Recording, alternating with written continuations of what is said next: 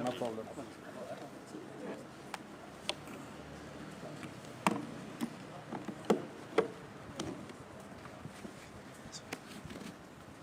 What's up?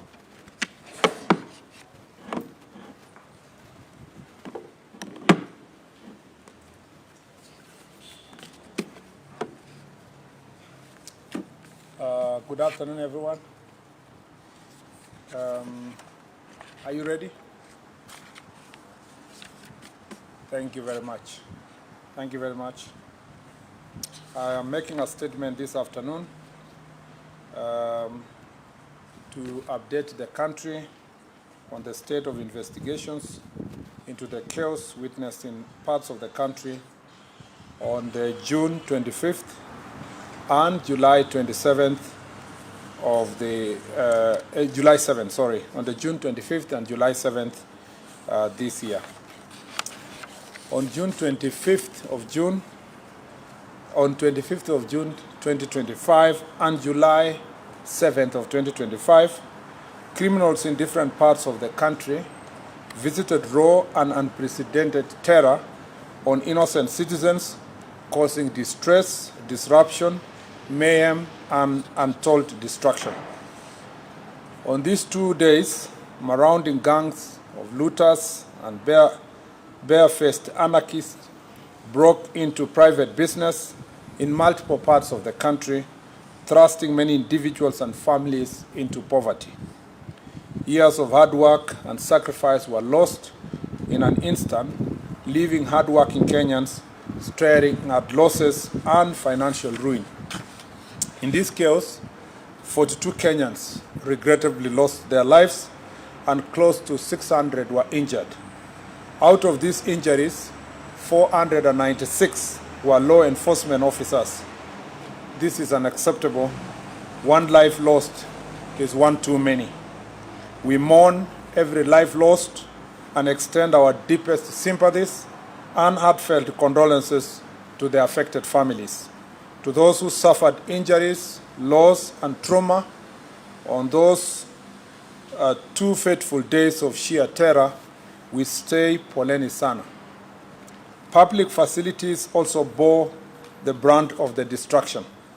The anarchists targeted police stations, government offices, vehicles, and a hospital. This disturbing trend of targeting police stations, stealing firearms and ammunition points to a coordinated attempt to subvert the state's ability to guarantee law, order, and public safety. When a police post or a station is raided or razed, it leaves the public at the mercy of dangerous criminals. It's our solemn duty as a government to ensure that citizens are safe and secure. Every Kenyan deserves the right to protection, and no one should ever attempt to usurp that duty. The violence and destruction witnessed across the country in recent weeks, however, were on a scale that has never been witnessed before. It is incumbent upon us, therefore, to nip it in the bud with the full force of the law. This is what our people expect of the government, and this is what government will and must do. Kenyans watched in disbelief as the brazen attacks on our security installations unfolded on social media and on live television. At Dagoretti police post, for example, the criminals stole guns and razed residential buildings, housing officers and their families. In Kikuyu, a mob attacked government offices, torching Kikuyu police station, the sub-county headquarters, National Registration Office, county government offices, the Assistant Chief's Office, the Kenya Forest Service Office, Kikuyu Law Courts, as well as Dagoretti Police Post and police lines. They also partially destroyed the Kikuyu Sub-County Probation Office and damaged 4 motor vehicles belonging to Dagoretti Police Post, including that of the officer in charge. 9 suspects have been arrested to answer to the attack on the Dagoretti Police Post, while others are still being sought. Other property destroyed in the Dagoretti Police Post yard included 3 Probox vehicles, 1 double-cabin county government vehicle, a school bus, and 14-seater matatu that was parked in the compound. 5 guns were also stolen in Dagoretti Police Post, and another 4 firearms were burnt in Gashui Police Post. One of the guns stolen in Dagoretti on 25th of June was used to commit robbery in Naivasha the following day. On June 25th, a rowdy group of youth attacked Matu Police Station, leaving 8 officers injured and several government vehicles damaged. That is in Machakos County. The building housing the station was also destroyed. 18 suspects have been charged in connection with this attack. In Machakos County, 66 suspects linked to torching of gas tanker along Kitui Road on 7th July have also been arrested and charged. In another shocking attack, arsonists invaded and burned Olkalau police station, killing 3 suspects who were in custody. They also torched 26 vehicles, 18 county government motorbikes, burnt down an exhibit store, and destroyed the report office. In Nakuru County, Viwandani patrol base in Naivasha was burnt, while the firearm loaded with 20 rounds of ammunition was snatched by criminals in Shauri Moyo.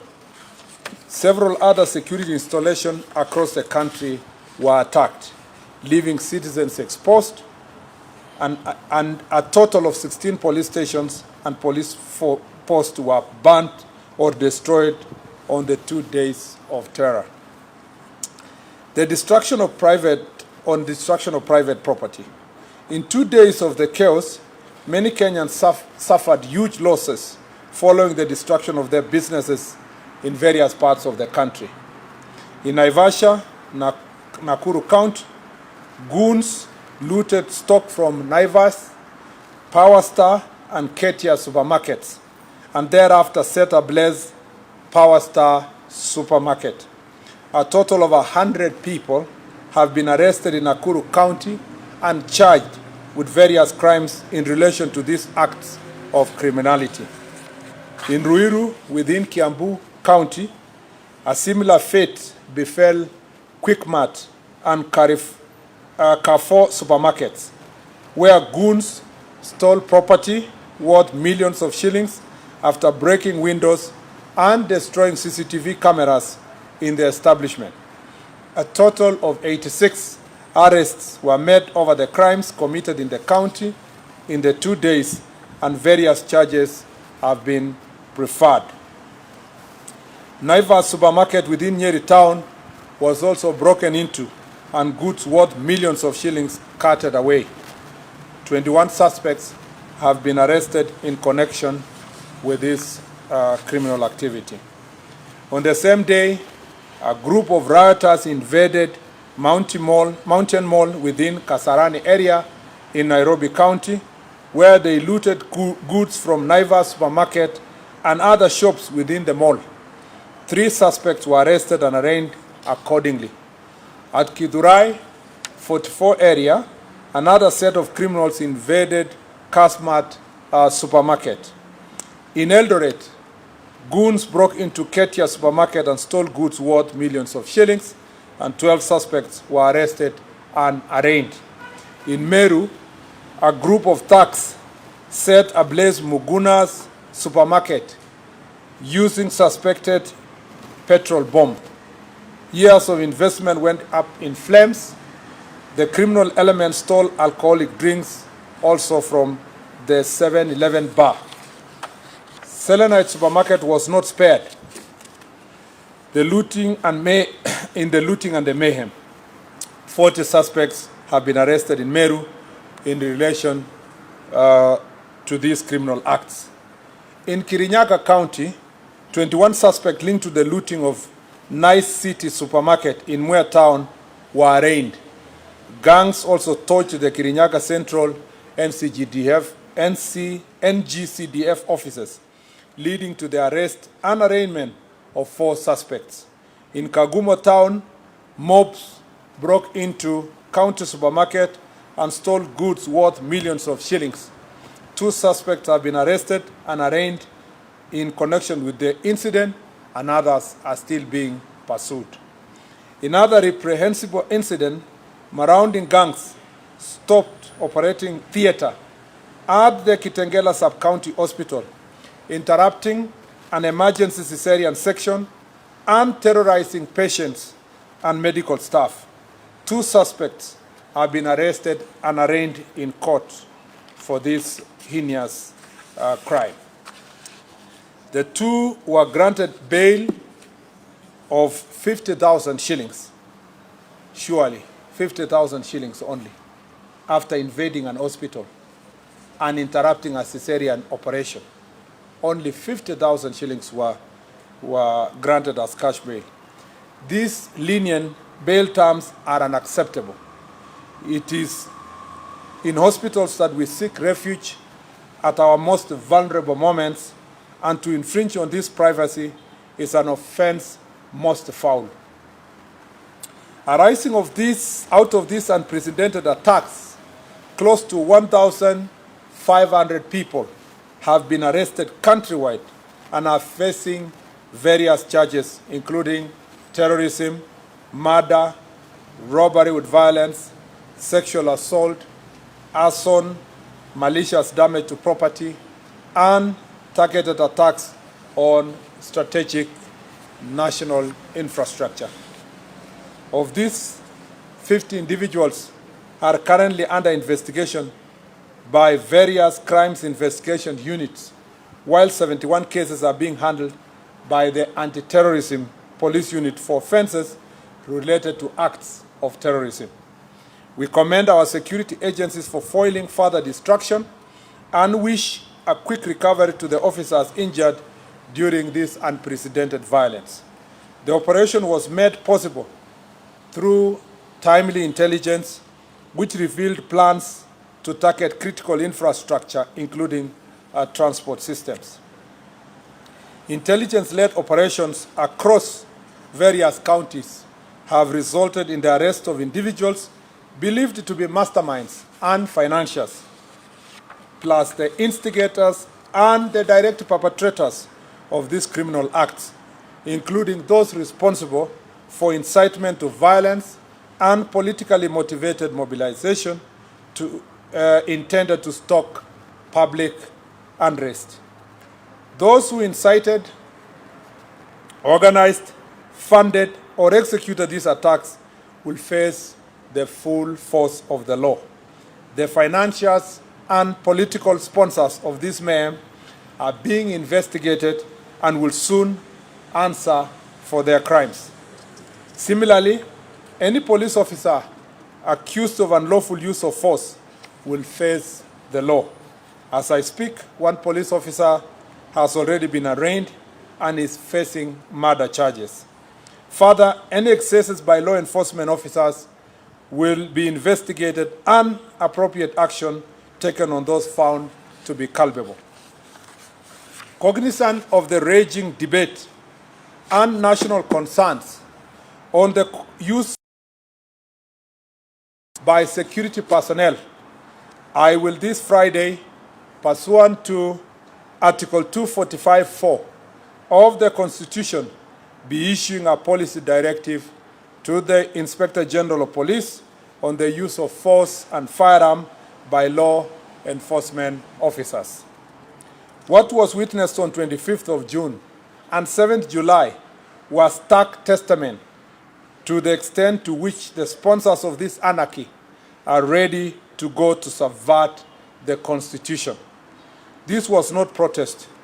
It was pure premeditated criminality, deliberate, dangerous, and deeply disturbing. The right to assemble, demonstrate, picket, march unarmed, and present petitions to authorities is guaranteed by our Constitution, and that cannot ever be taken away. Invasion of hospitals, rape, attack on ambulances, looting of businesses, forceful entry of protected areas, vandalism, erection of illegal roadblocks, and torching of government installations, including police stations and administrative offices, are vile crimes and must be treated as such. We cannot, as government and as a nation, normalize the senseless loss of lives and livelihood and the threat to peace and stability. I once again urge all citizens to reject and denounce violence. I ask all Kenyans to channel their grievances through legitimate and constitutional means and deny criminals the chance to destabilize our great country. To the financiers, organizers, executors, take note.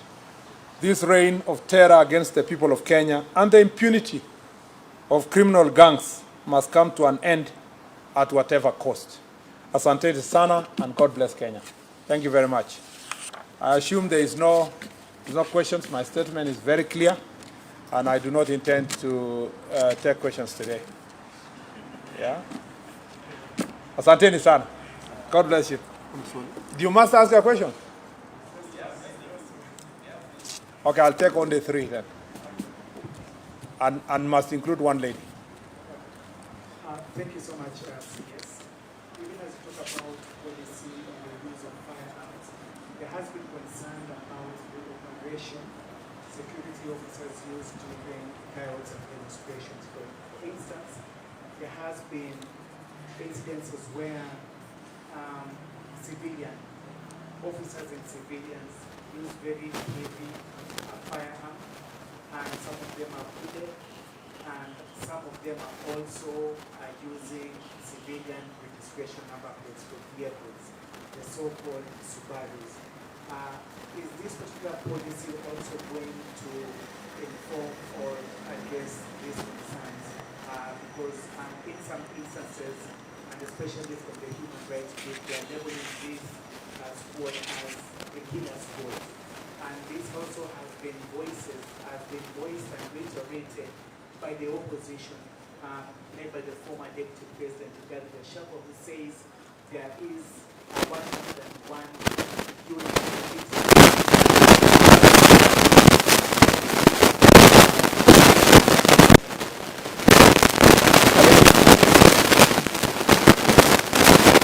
One more gentleman.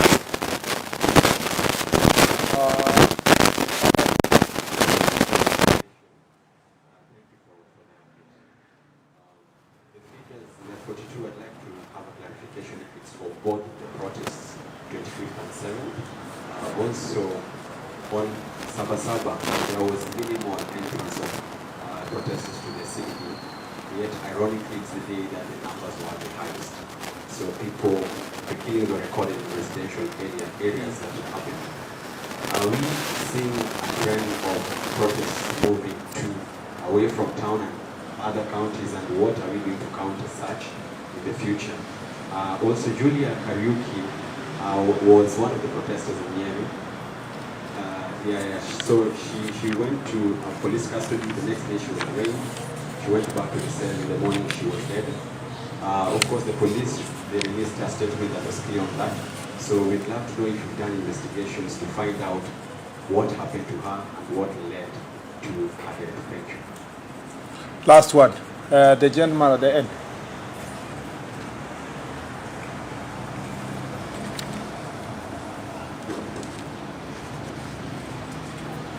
As you know, there were reports that foreigners were involved in the kills.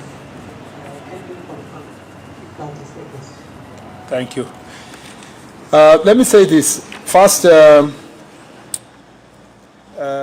on the security officers, Seth Olale's question on security officers, how they were dressed, the vehicles they were using, and whether there is a specific team that is meant to kill people. First, let me say this, that a police officer, whether is wearing a uniform or not, is a police officer. and that police officer is bound by the law.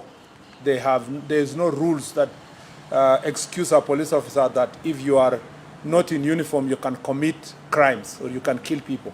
The same law that upholds killing of citizens by a police officer in uniform is the same law that also upholds the same from a police officer who is not in uniform. There are clearly indicated situations where a police officer may not be required to be in uniform.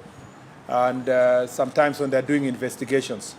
And some investigation officers are always embedded in these situations to make sure that they collect the evidence immediately that will help in apprehending criminals. Police officers also, whether they're using a Subaru or walking on foot or using a lorry, are expected also to abide by the law. And that's why we say that any claims that there is a police officer who is killing people, whether he's in civilian or not, must be investigated, and we must ensure that those who have been affected by their actions are brought to justice. So there is no excuse. The dress code of a police officer is not an excuse. In fact, a police officer who sleeps in his house and there is an emergency and he needs to rescue a citizen does not need to wear a uniform. Just wake up and go and rescue, and then do what you need to do as a police officer. Then the rest is, the uniform is just for identification, when you need identification. So the point here I want to make here is that all cases of excesses reported will be investigated equally. Number two is to say that there is no non-police squad that is involved in killing people, at least not in this administration, and not that the cabinet secretary is aware of. It would be unconstitutional and illegal to establish a squad anywhere in Kenya to kill people. All the squads, all the police formations and units in the Republic are intended to protect people, not to kill people. Their responsibility is to protect the citizens of Kenya.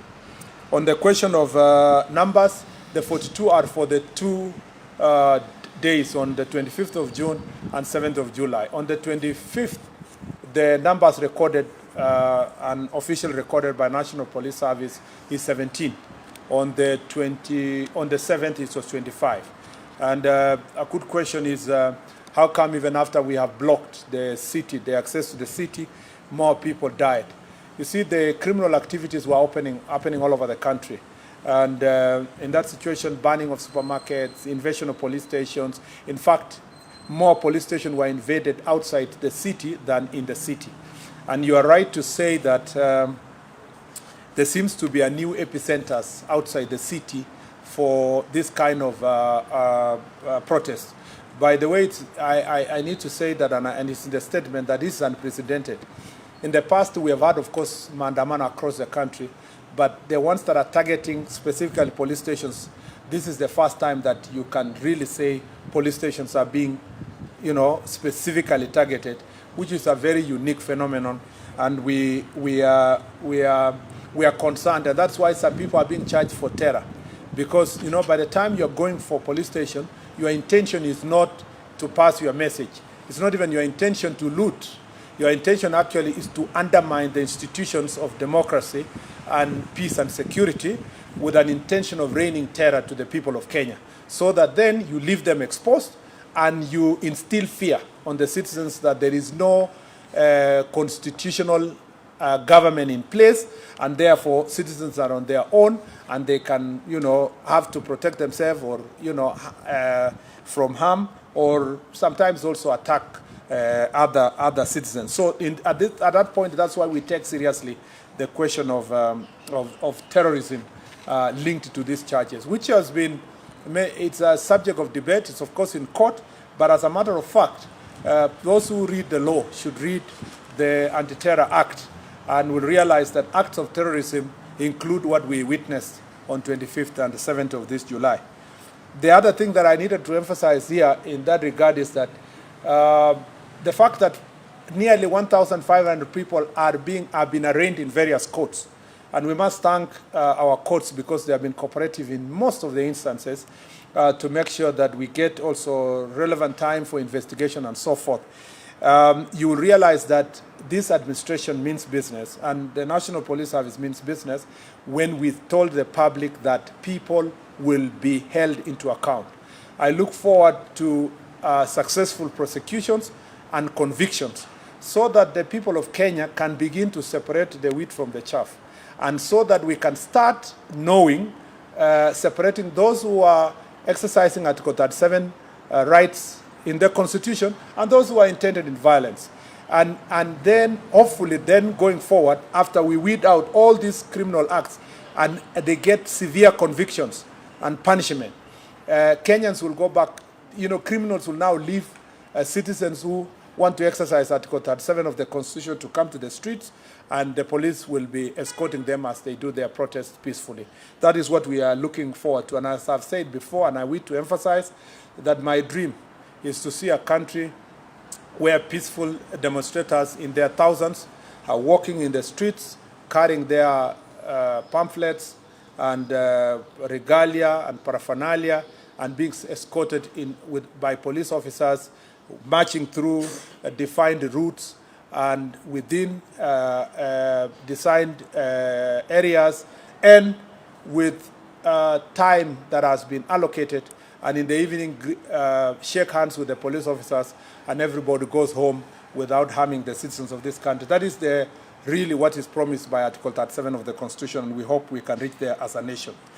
The last question was the investigation in Nyeri and other parts. For those who have been injured, as I've said, investigations are ongoing, and we have demonstrated in the recent past that where there is transgression, even in the part of ourselves or even our police officers, we do not take sides. We will make sure that independent investigation take place, and those who are found culpable are brought to justice. And on the presence of foreigners, at the moment we have not,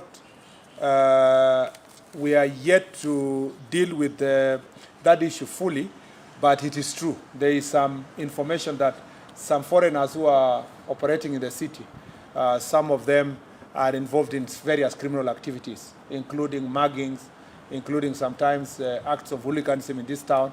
But the ones who are linked directly to the protest, we will have to look at those who have been charged. And specifically, you see, I have to consult the DCI, and I don't want to consult him here to see if he has arraigned some of those people. But it is true that there are some foreigners in our city who have been involved in the past in various criminal activities. And should we find them also involved in the looting and the destruction that has happened, we'll make sure that they are brought to justice. Asanteni sana. God bless you.